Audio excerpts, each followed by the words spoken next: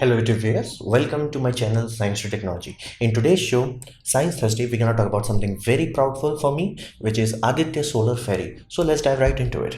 Well, first, it's a solar ferry. It's very self-explanatory kind of name.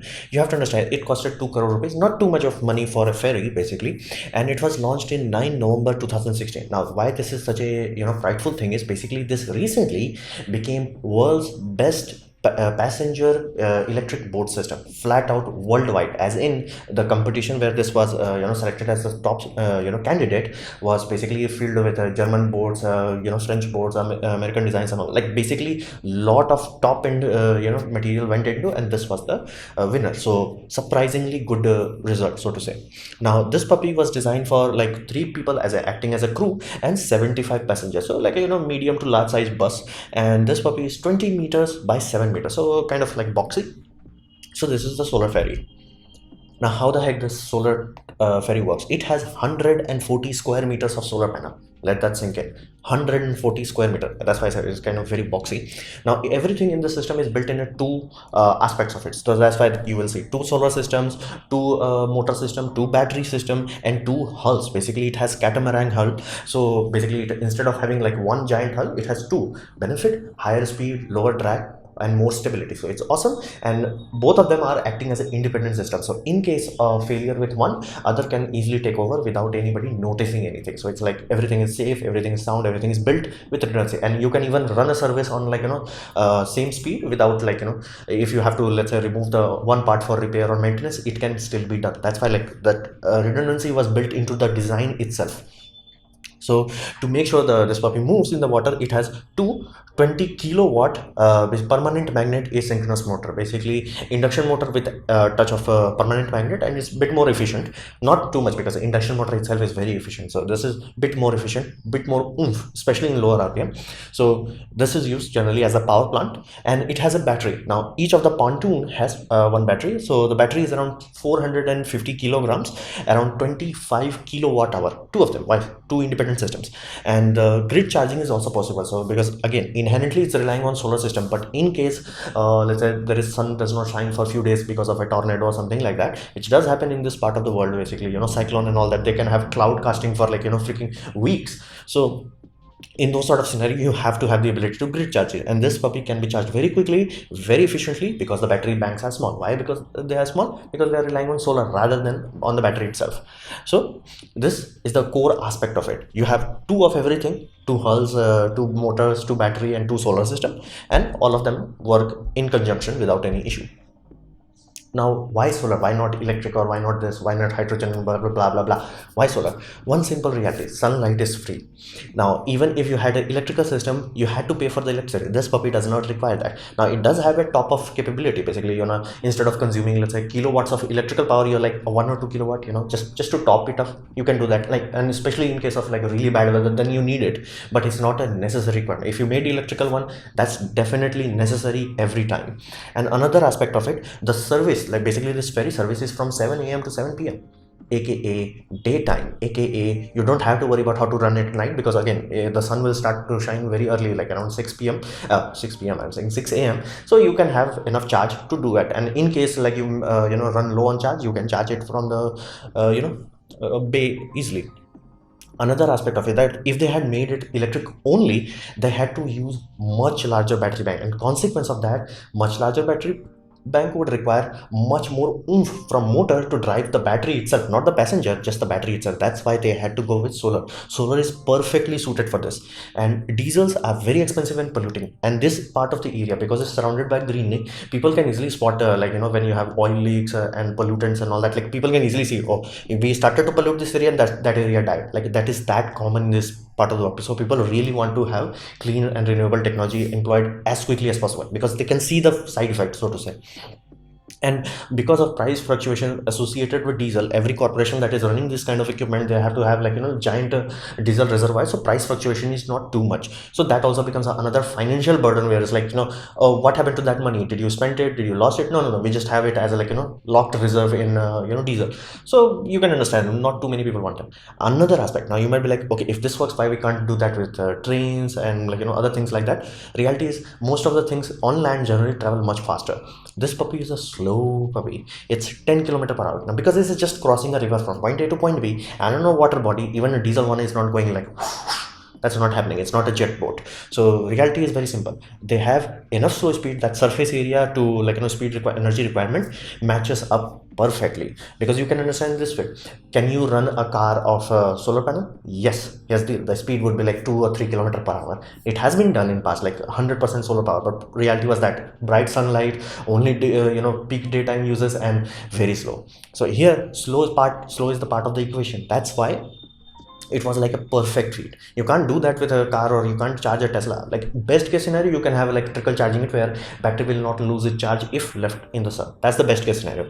Here you can run off of it. That's why solar was perfect for it, and going with battery alone would have harmed them. And not to mention batteries are expensive and flammable. So what's the experience of it? Like, it is an old project, so what the hell the experience is? It's actually in use. It's not an experimental system. It's not treated as such. It's a real thing with a real service. That's the reality of it. That's the amazing art. It's not like, okay, some engineering student we are running test. No, this is a normal day-to-day service. Like, people don't think about it. They just go there, sit on the ferry, go to another place, go to their job. Normal, everyday, simple life. Now, numbers of passenger, because the government has a live website. You can check that from Wikipedia. It has served to this point 3.1 lakh passengers, basically 3.1 lakh tickets sold. That's a large amount of people. And the amount of diesel saved, it's 2.3 lakh liters. That's a lot of diesel saved. And in terms of distance travel, it's 80,000 kilometers. And you have to mindful, basically the river is not that wide, because it's doing so many every day. It's piling up to like 80,000 kilometers. Now, the most amazing aspect of a technology is when it reaches a point where you don't think about it. Like, if you have a good Wi-Fi router in your home and proper mesh network, you don't think about Wi-Fi. You just come here, it works, you don't think about it. Like, if you have poor one, hey, I'm getting the 5 gigahertz or not, I'm getting 2.5 gigahertz, is it connected, is it dropping off? Like, that's bad technology.